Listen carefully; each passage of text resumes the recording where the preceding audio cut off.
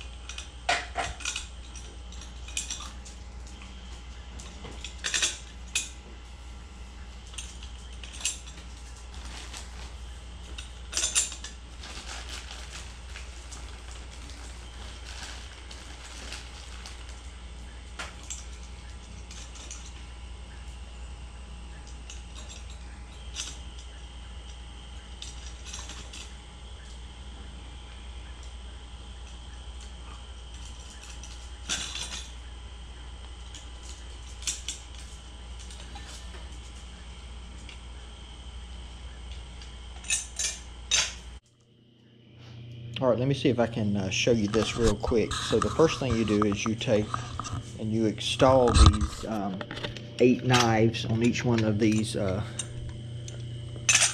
don't know what you call those pieces there, but anyway, you'll have them in your box. And so to do that, you simply take this. It's got a little lip on it here. You have to stick it in, and then you turn it to line up for the carriage bolt, which is a 5/16 carriage bolt. It's 3/4 of an inch long. It goes in, if you're doing it like this is, it goes in from the top side, and then you just put a nut on the bottom side, and then you tighten all of those up. So there's 8 of these knives go on each one of these 4, which will give you a total of 32. So I'm going to show you really quickly here what I'm doing just for efficiency. On the spindle, I'm grabbing me 4 of these out. I'm going ahead and setting them in. And then I'm grabbing 4 of these 5/16 carriage bolts and just drop them in.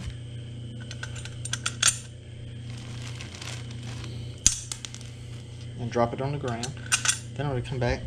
And I'm going to come back and take 4 nuts and put those nuts on the bottom. And I'm assembling all of these. I still have one in the box that I haven't done yet. And I'm actually going to tighten all of them at one time. I just think it'll be faster that way. Okay, I decided if I was going to do this and try to show you anything, I should at least do it where you can see it. So I moved out to my shop where I have some light. You can see where the knives have been put in here with the carriage bolts. All of this, as I said, I just stuck them all in. And I put these nuts on the back side. Now I'm getting ready to put these up here on the work area, and I'm going to tighten all of those up, and I'll just do a time lapse with that.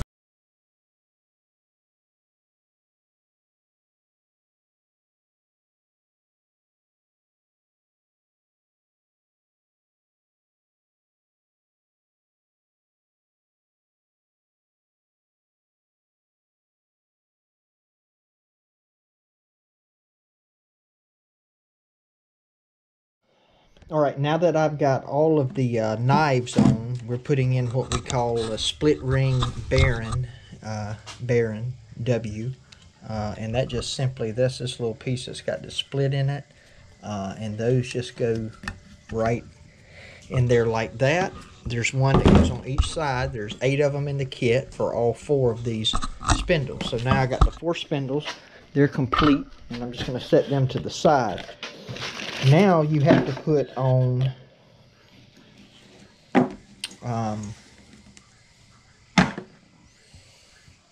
you're going to work with the axle, is what I'm calling it. You got to put the wheel bracket to the middle hole. This deal right here is going to go to the middle hole. Now you got to find the short end of your axle, and so here's the hole here. You can see that's the long end, that's the short end. So this is going to actually slide on with the this side right here is going to be on the short end, so it's going to go on like that. All right, so once again, I'm using a door here. Ignore this. So we got the short end to the left, and whenever we put the wheel bracket on, what we want to do is we want the hub of this bracket to face the shorter end, okay? And then you got an inch and 3/4 1/4-inch bolt that goes through here. I put it through from the back just like the diagram shows, and put the nut on this side. Then we'll go ahead and tighten this up. Then we take this 1.25 3/8 hex head bolt, and we shove it through from the short side to the long side, and we go ahead and put a nut on it, but we don't tighten that up. We're going to use that for a step later. Okay, we're still working on the short end, and on the short end we slide one of the knife assemblies all the way down against the hub here, which is going to rub against your it's going to go against your split bearing that's here. Now when I push this through, it did knock the split bearings out the end of these, but I just stuck them back in. Here you have a 5 and basically about a 5 1/4, 5.29 inches I believe it was, spacer. You put another knife assembly on, and then down here you have a 1-inch spacer, and you have a 3/4 inch washer that goes against that. And so that's it for that end. Now we're going to start working on the long end, and I'm sure we'll have to come back to that and put something on, but I'm just trying to follow the instructions here. All right, and so now on this end, what we have, this is on the long end. This is against this middle wheel bracket here. What we have on here is we have a 2.38 inch spacer, and then we have a flat washer, 3/4 flat washer, and then we have the middle brace, another 3/4 inch flat washer here, and then a 3.9 inch spacer. Then we have another knife assembly put on. In between it, we have another 5.29 inch spacer, the other knife assembly, a 1-inch plastic spacer, and another 3/4 inch washer. And so this gets assembled together, all of our knives, those 4 sections of knives that we built. Let me show you something very important that's going to help you at the end of this. Now if you follow the instructions, you might get this right. Somehow I missed this. So this to my left hand side is the short end.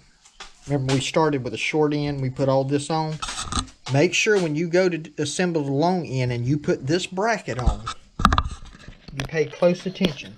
So the long end is to my right, the short end is to my left. You make sure that that L is facing towards the short end. I'm telling you this from experience because I had it on backwards, okay? All right, the next step is to take this middle wheel bracket right here, and we want to rotate it to the up position. And the reason we want to do that, remember it's bolted through this axle.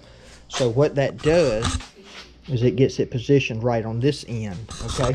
And once we do that, we want to take, and we're working on the long end now, and we're taking and putting an end plate on here, and then we're putting another wheel arm on, and we're running another, I think this was 1.25 inch, no, I'm sorry, 1 3/4, 1/4-inch bolt, with a nylock nut on this side, and then we have a 3.5 inch hex head bolt, which is 1/2 inch in diameter. It goes in through the wheel. You can look at the wheel and tell which way they go. They do have a nipple kind of back here on the back to offset them. And so you put a washer, 1/2 inch washer here, put the bolt through, wheel goes against that, and then you put a 1/2 inch. All right, let me do a correction on the wheel. So you got the 3.5 inch half-inch hex head bolt goes through. You also have washer P, which is a 1/2 inch washer that is right here. And then on the back side, you have another 1/2 inch washer P, which is going to go up against that little knuckle right there. And then we have a jam nut that we're going to tighten down on that. And I'm going to try to get this here where you can see it. This jam nut, it'll tighten down on here.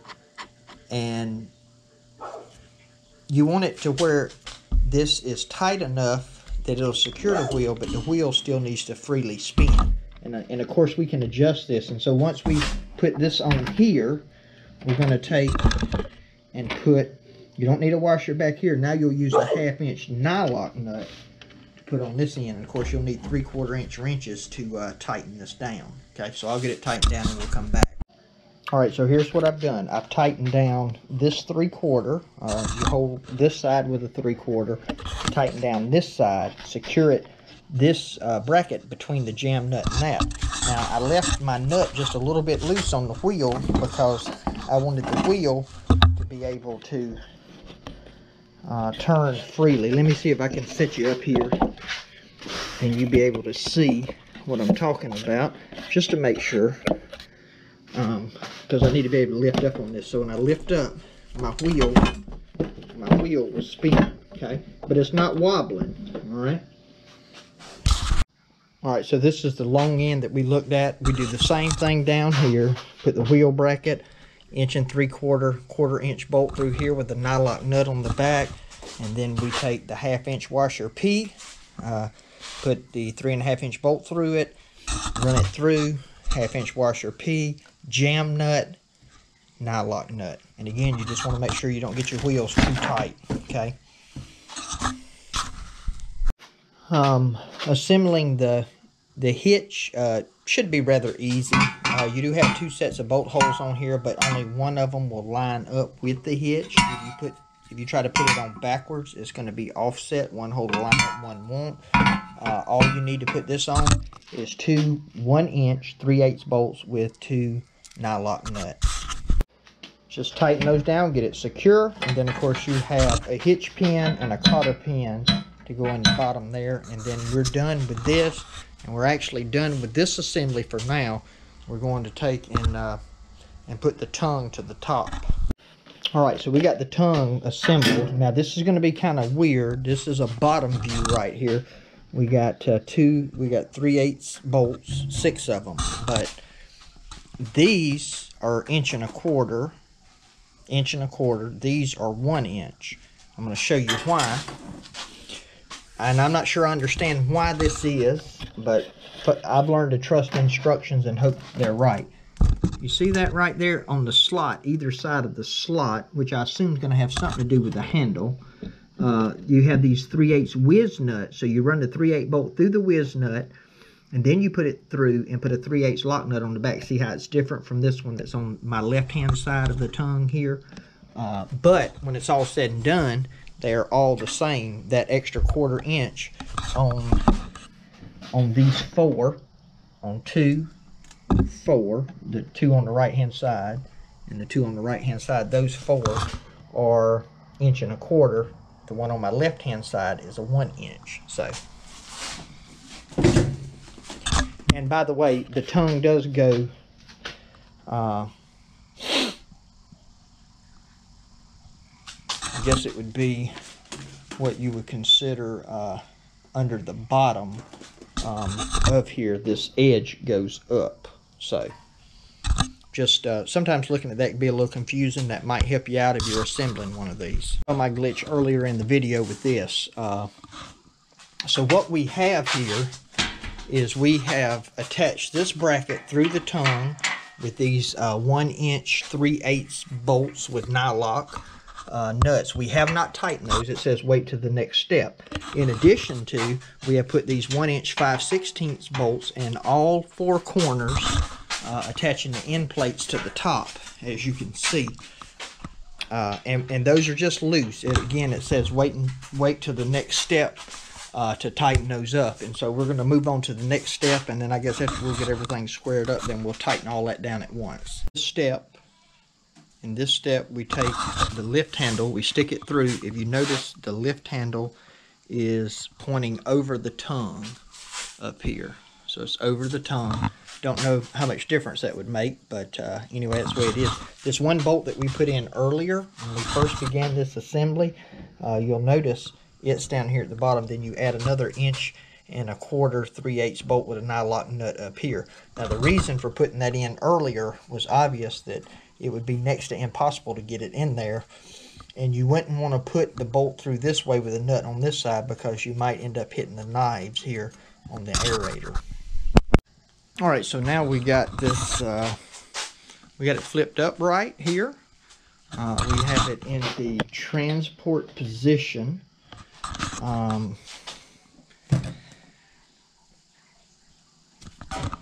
It's kind of hard to work on here by myself, but with the little setup I got, or my table being as small as it is, using a door. But basically what we're going to do is we're going to get on this side over here, this right side, and we're going to push this whole thing towards that handle.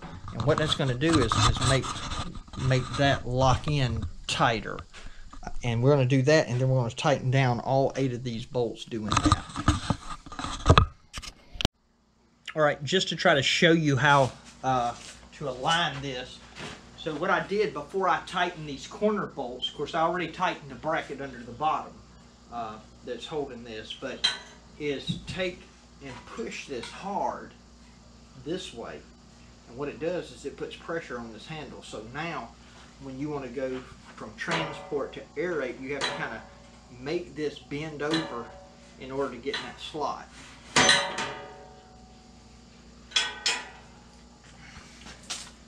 And obviously what that does is just keeps it from prematurely jumping in to the aerate position when you're, riding along on the concrete or something, or in a place where you don't want it, because that thing's going to bounce around behind, whatever you put it behind, supposedly, a lawn tractor, a zero turn, or, some other kind of utility vehicle, so it's going to bounce. But anyway, that's a nice little setup. It looks really good. Those tines just spin independent of like this is one set, this is one, this is one. Of course you saw me assemble those earlier. And anyway, I appreciate you taking the time to kind of watch this. Hopefully it'll help you out if you have to assemble one of these, or maybe you've been thinking about getting one. I probably been working on this in the neighborhood of 2 hours assembly time. Now of course I was, the camera and this, that, and other. I did use an air wrench for a little bit of it, which helped out some. Socket and ratchet though, most of these you're not turning them down, but the bolts are about 1 inch long, and then it just doesn't take very much to tighten it. But anyway, if you got any questions on it, drop it down in the comments. I'd be happy to try to answer them if I could. And look forward to seeing a video. I'm going to be putting this on my yard in the next couple of days, and so we'll see how it works out. I've seen other people have videos running them. Of course, on this platform up here, and we'll talk more about that, you can put weight. I think this one you could put 100 and something pounds up there. I'll have to look at that just to double check what the actual weight is. But anyway, I look forward to shooting some videos with it. Appreciate you again watching. If you haven't already, love for you to hit the subscribe button and the little bell up there so you get notifications whenever I put new videos up. May the Lord richly bless you, and may you see all of your blessings from Him. Hey YouTube family, Gerald Greenlee here with Clean and Green Lawn Services in South Georgia. I'm actually shooting this introduction after I completed the project, but I did get me in an Agri-Fab 48-inch plug aerator today, and it's midnight now, so I got it in yesterday. It's after midnight. I've been out here in the shop working on it. I do have it assembled, and I'm about to kind of walk you through the steps to the assembly process of this, and might just be something if you've been thinking about getting one and seeing what all it involved assembling it, or if you'd rather buy it already assembled from the store. Just kind of help give you some information. So I hope that you enjoyed the video and that you'll be able to get some value out of it.